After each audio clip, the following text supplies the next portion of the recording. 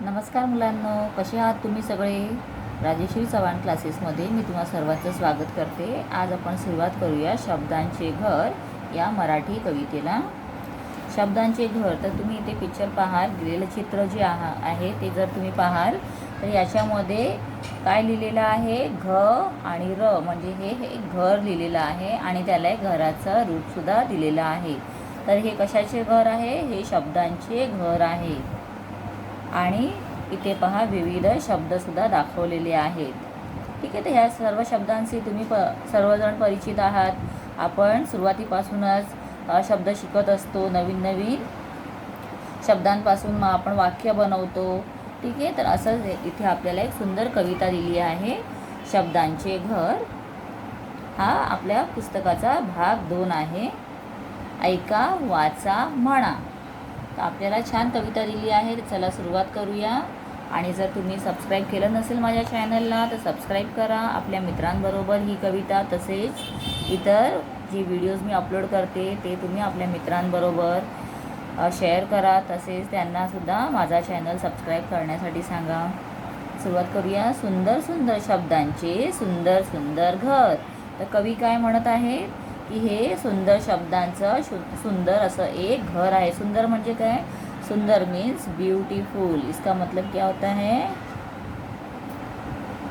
Beautiful, बहुत ही अच्छा सा ऐसे एक घर है. घर मीन्स हाऊस. त्यातून काही हळवे हळवे राहत होते स्वर. तर हळवे म्हणजे कसे? एकदम नाजूक, जैसे डेलिकेट होता है ऐसे ही वहाँ पर स्वर है. स्वर मतलब साउंड. घरात होता काना मात्रा वेलांटीचा मेळ. एकोप्याने खेळायचे सगळे अक्षर खेळ. तर घरात आता काना मात्रा, जेव्हा आपण मराठी शिकतो किंवा हिंदी शिकतो तो हम सबसे पहले क्या सीखते हैं? अक्षर सीखते हैं और उसके बाद हम शब्द बनाने स्टार्ट करते हैं. और शब्द कैसे बनतात? जेव्हा आपण त्या अक्षरांपुढे काना, मात्रा, उकार, वेलांटी, तुम्ही क, का, की, कू, हे सगळं शिकलेले आहात. त्यामुळेच आपण हे सगळे शब्द वाचू शकतो, कारण आपल्याला आता काना आणि उकार, मात्रा हे सगळं कळतं. त्यामुळे आपण हे वाचूसुद्धा शकतो. तर घरात ते काय सांगत आहेत? घरात होता काना मात्रा वेलांटीचा मेळ. मेळ म्हणजे कसं? एकत्र सगळे. काही वेळेला आता या लाईनमध्ये सुद्धा तुम्ही पाहू शकता, हा फक्त एक सिंगल असा अक्षर आहे. इथे काना दिलेला आहे, पुन्हा सिंगल अक्षर आहे. मग इथे काना आणि मात्रा आहे, पुन्हा काना दिला आहे. याच्यामध्ये पण काना आहे, याच्यात पण आहे, पण इथे एक मात्रा आहे. त्याच्यानंतर एक काना आणि एक अनुस्वार दिला आहे. डॉट जो दिला आहे त्याला आपण काय म्हणतो? अनुस्वार. आणि पुन्हा इथे वेलांटी आहे टीला. मग चला मात्रा काना दिला आहे, मला मात्रा दिला आहे. म्हणजे जेव्हा काना, मात्रा, वेलांटी, उकार असे विविध जे आपण अक्षरांना जोडण्यासाठी वापरतो, वाक्य पूर्ण करण्यासाठी जे आपण वेलांटी देतो, तर ते सगळे एकत्र आल्यानंतर काय तयार होतात? शब्द तयार होतात. आणि अनेक शब्द एकत्र येऊन आपण एक एक वाक्य बनवतो. तर एकोप्याने खेळायचे सगळे अक्षर खेळ.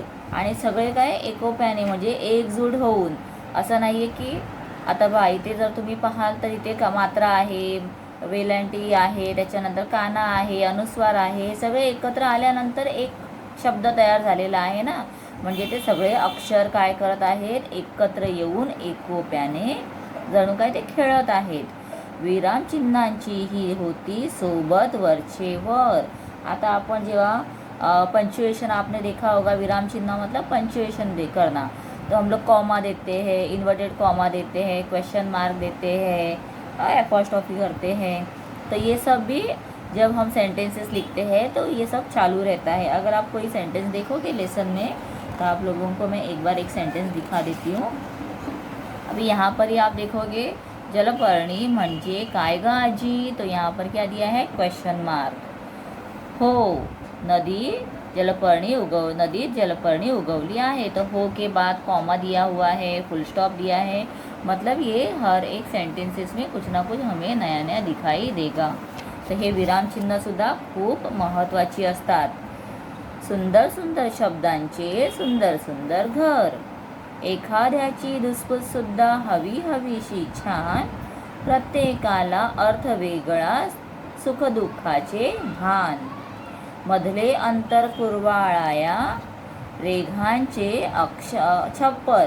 आता रेघांचे आपण जेव्हा आपण मराठी लिहितो किंवा हिंदी लिहितो तर आपण हे वर काय देतो, एक रेघ देतो अशी. या रेघाला काय म्हटलेलं आहे, जणू ते एक छप्पर आहे. जैसे हम घर के ऊपर हमारे छप्पर होता है, ऐसे ही यहाँ पर शब्द के ऊपर छप्पर है. सुंदर सुंदर शब्दांचे सुंदर सुंदर घर. म्हणजे याला छप्परमुळे काय होतं की ते अक्षर जे त्यांच्यामधला गॅप आहे तो आपण एकत्र आणून दाखवतो की नाही हे सगळे मिळून काय आहेत, एकच आहे, एकत्र आहेत हे दाखवण्यासाठी आपण वर लाईन करतो, वर एक रेघ काढतो. त्या रेघाला आपण छप्पर असं म्हणत आहोत. जसं प्रत्येकाच्या घराला छप्पर वेगवेगळं असतं त्याच प्रकारे प्रत्येक शब्दाला छप्पर दिलेलं आहे. त्यानंतर कवी काय म्हणत आहेत, कानोकानी कुजबुजताना अंकुर मन कोवळा. म्हणजे आपण जणू ते शब्द काय करत आहेत, एकमेकांच्या कानामध्ये बोलत आहेत.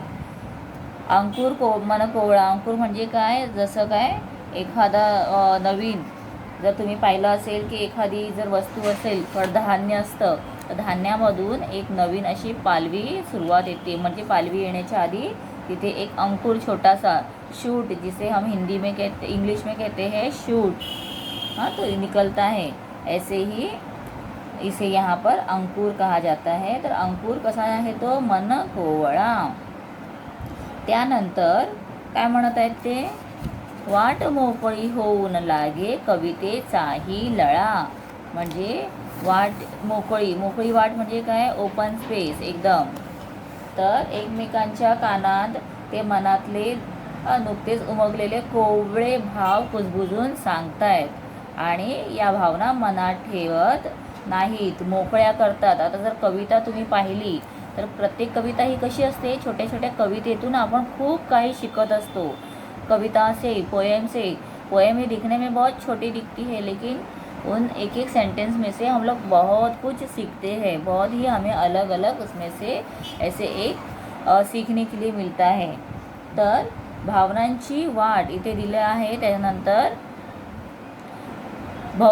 अवतीभोवती झिरपत राही गाणे काळीजभर, सुंदर सुंदर शब्दांचे सुंदर सुंदर घर. म्हणजे जे आपल्या सभोवती आहे. सभोवती म्हणजे काय, आपल्या अराउंड, अपने अराउंड में, अपने आजू बाजू में. अवतीभोवती मतलब क्या है, अपने आजू बाजू में जो है, अपने अराउंड जो है. झिरपत राही गाने काळीजभर.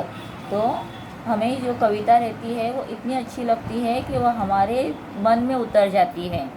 जिस तरह से आपने देखा होगा कि पानी जैसे होता है ज़मीन पर गिरने के बाद, पानी जैसा ज़मीनीवरती पडलं, मट्टी पे पानी गिर जाता है तो पानी अंदर पूरा एक सीप होता है. ऐसे ही मतलब वो अंदर पूरा सीप हो जाता है, अंदर तक चला जाता है. ऐसे ही जो कविता है वो हमारे दिल के अंदर छप जाती है या अपने दिल के अंदर वो उतर जाती है, असं हे कवी आपल्याला म्हणत आहे. तर खूपच कवी कल्याण, इनका कवी का नाम क्या है, कल्याण इनामदार. यांचा जन्म झाला आहे 1939 आणि मृत्यू झाला आहे 2008. त्यांच्याबद्दल काय माहिती दिली आहे, आभाळाचे पंख, अजब गाणी, अक्षर गाणी, धमाल गाणी इत्यादि बाल साहित्य मतलब बच्चों के लिए वो लोग उन्हें लिखा हुआ है प्रसिद्ध. भाषेद्वारा आपण आपले विचार, सुख दुख व्यक्त करतो. तो अपने अंदर का दुख है, अपने अंदर का सुख है, ये हम कविता के माध्यम से बता सकते हैं. प्रस्तुत कवितेतून कवी आपल्या भोवतीचे शब्दांचे वावरणे कसे सुंदर आहे हे सांगितले आहे. ठीक आहे, तर पुन्हा एकदा मी ही कविता रीड करते, त्यानंतर आपण प्रश्नांची उत्तरे करूया. मी ज्या प्रकारे चालीमध्ये आता तुम्हाला पोएटिकली रीड करून दाखवेल त्याच प्रकारे तुम्ही ही सुंदर कविता लर्न करा. आणि तुम्हाला कविता लिहिण्यासाठी सुद्धा येते, 2 ते 4 मार्कासाठी असते. सुंदर सुंदर शब्दांचे सुंदर सुंदर घर, त्यातून काही हळवे हळवे राहत होते स्वर. घरात होता काना मात्रा वेलांटीचा मेळ, एकोप्याने खेळायाचे सगळे अक्षर खेळ. विरामचिन्हाची ही होती सोबत वरचे भर, सुंदर सुंदर शब्दांचे सुंदर सुंदर घर. एखाद्याची धुसफूस सुद्धा हवी हवीशी छान, प्रत्येकाला अर्थ वेगळा सुखदुःखाचे भान. मधले अक्षर कुरवाळाया रेघांचे छप्पर, सुंदर सुंदर शब्दांचे सुंदर सुंदर घर. कानोकानी कुजबुजताना अंकुर मन कोवळा, वाट मोकळी होऊन लागे कवितेचाही लळा. अवतीभोवती झिरपत राही गाणे काळीजभर, सुंदर सुंदर शब्दांचे सुंदर सुंदर घर. कवी कल्याण इनामदार. सो इथे शब्द दिलेले आहे. शब्दार्थ हळवे, कोमल, मेळ एकत्र असणे, धुसफूस म्हणजे जळफळणे, भान लक्ष ध्यान, झिरपणे पाझरणे. आता पुढे आपल्याला दिलं आहे कोणते स्वाध्याय सोडवायचा आहे आपल्याला. स्वाध्याय म्हणजे जसं आपण इंग्लिशमध्ये असतं आपल्याला क्वेश्चन्स असतात दिलेले किंवा ऑब्जेक्टिव्स दिलेले असतात, मग आपण ते काय करतो पूर्ण सॉल्व करतो, प्रश्नांची उत्तरे वगैरे. त्याचप्रकारे मराठीमध्ये आपल्याला त्याला म्हणतात स्वाध्याय. तर कोणते लिहा. शब्दांच्या घरात राहणारे. कोण राहतात शब्दांच्या घरात? काना मात्रा वेलांटी. ठीक आहे. त्याच्यानंतर घरात एकोप्याने खेळणारे कोण आहेत?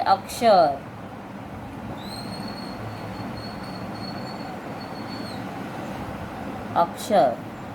त्यानंतर अवतीभोवती झिरपणारे. अवतीभोवती काय झिरपत आहे? तर पहा इथे दिलेलं आहे गाणे. झिरपत राही गाणे काळीजभर ना, मग गाणे काय लिहायचं?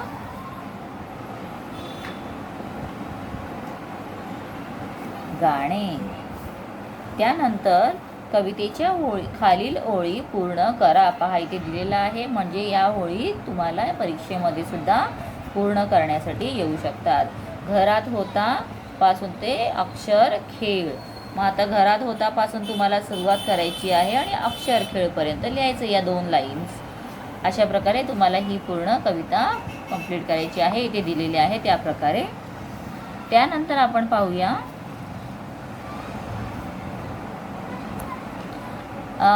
इथे उलट करून दिलेलं आहे, तर आपल्याला त्याला सरळ करून अर्थपूर्ण शब्द बनवायचा आहे. याचा अर्थ आहे वेलांटी. इथे होणार धुसफूस. इथे आहे अंकुर आणि कानोकानी. सरळ करून लिहायचं आहे. तर मी तुम्हाला ते अक्षर इथे दाखवत आहे. पहा, धुसफूस, अंकुर, कानोकानी. त्यानंतर इथे आपल्याला विशेषणं लिहायची आहेत, कवितेची आलेली आहेत.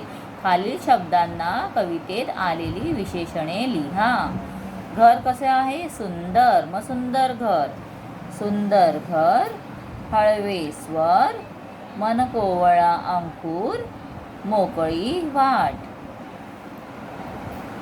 त्यानंतर आपल्याला या पाठामध्ये प्रश्नांची उत्तरं दिलेली नाही आहेत, तर इथे काही प्रश्नांची उत्तरे आहेत.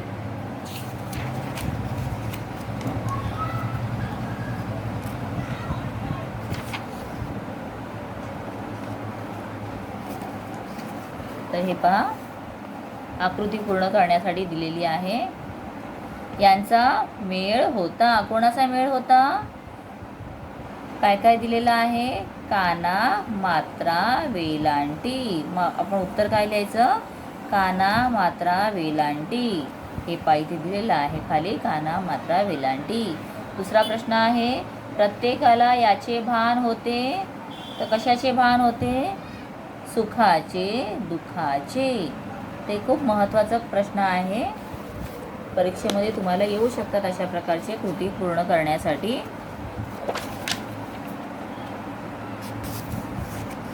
त्यानंतर इथे विचारलेलं आहे, शब्दांचे महत्त्व तुमच्या शब्दात लिहा किंवा तुमचे शब्दांचे महत्त्व याबद्दल तुमचे विचार व्यक्त करा. तर काय लिहिणार आपण? शब्द ही मानवाला मिळालेली अपूर्व अशी अनमोल देणगी आहे. शब्दांमुळे मनातील संवेदना, भावना व विचार स्पष्टपणे व्यक्त करता येतात. शब्दांनी मने जोडली जातात. शब्द कधी कोमल, कधी कठोर असतात. माया करणारे शब्द प्रेमळ असतात, तर शिस्त लावणारे शब्द कठोर असतात. शब्दांमुळे भाषेचे सौंदर्य वाढते. भाषेमुळे मानवी संस्कृती कळते. ठीक आहे मुलांना, तर आपला हा पूर्ण अजून एक आपल्याला दिलेला आहे त्याच्यामध्ये मागच्या पेजवरती. तर हे चौकट पूर्ण करायचे. कप, काठ, काटा, किसणी, कीव, म्हणजे तुम्हाला जे आपण बाराखडी लिहितो ना त्या प्रकारे तुम्हाला एक एक शब्द वाढवून लिहायचे आहे. इथे कंठ, कौल म्हणजे क, का, की, कू, के, कै, को, कौ, कम, पा असं आपल्याला पूर्ण दिलेले शब्द आहेत. त्याच्यानंतर स वरून दिलेला आहे. तर स चे शब्द कसे आले आहेत? स, सा, सी, सिमला, सी, सीता, सु, सुमन, सु, सूप, से, सेवक, सई, सैर, सो, सोने, सौ, सौभाग्य, संग, संगत. अशा प्रकारे स ची पण आपण बाराखडीने पूर्ण चौकट पूर्ण केलेली आहे. त्यानंतर इथे दिलं आहे शब्द कोडे सोडवूया. तर यामध्ये आपल्याला उभ्या, आडव्या, तिरप्या पद्धतीने आपण उभ्या शब्दयोगी काय आहे हे पाहिजे. शब्दयोगी अव्यय शोधायला सांगितलेलं आहे. म्हणजे आपण कोणत्याही मुख्य शब्दाच्या पुढे जसं लिहितो ना, घरामागे, घरापुढे, घराच्या बाजूला, घरापलीकडे, म्हणजे घर एक शब्द आहे आणि त्याला जोडून आपण दुसरे शब्द लिहित असतो. तर असे शब्द आपल्याला शोधायला सांगितलेले आहेत. आणि ते पहा इथे दिले आहेत. मागे, खाली, नंतर काय दिलं आहे? नजीक, वर, नंतर, साठी, सकट, पुढे, सह. तर अशा प्रकारे आपल्याला अनेक शब्द इथे मिळालेले आहेत आणि ते सगळे शब्द इथे दिलेले आहेत.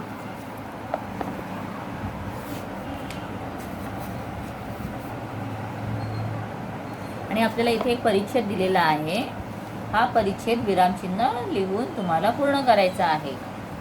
तर इथे विरामचिन्ह लिहून ते लिहिलेलं आहे. पहा मुलांनो, कॉमा दिला आहे, पुन्हा इथे कॉमा दिला आहे. तर अशा प्रकारे तुम्हाला हा पाहून पूर्ण लिहायचा आहे. पुन्हा तशाचा तसा फक्त विरामचिन्हे घालून लिहायचा आहे. ठीक आहे मुलांनो, तर आपला हा लेसन पूर्ण कंप्लीट झालेला आहे. कविता पूर्ण झालेली आहे. तर पुढचा आपण धडा जो आहे तो कंप्लीट करूया नेक्स्ट व्हिडिओमध्ये. तोपर्यंत तुम्ही हा चॅनल माझा पाहत राहा. जर नवीन व्हिडिओज आलेले असेल तर त्याची नोटिफिकेशन मिळवण्यासाठी चॅनलला सबस्क्राईब करा. ठीक आहे, थँक्यू.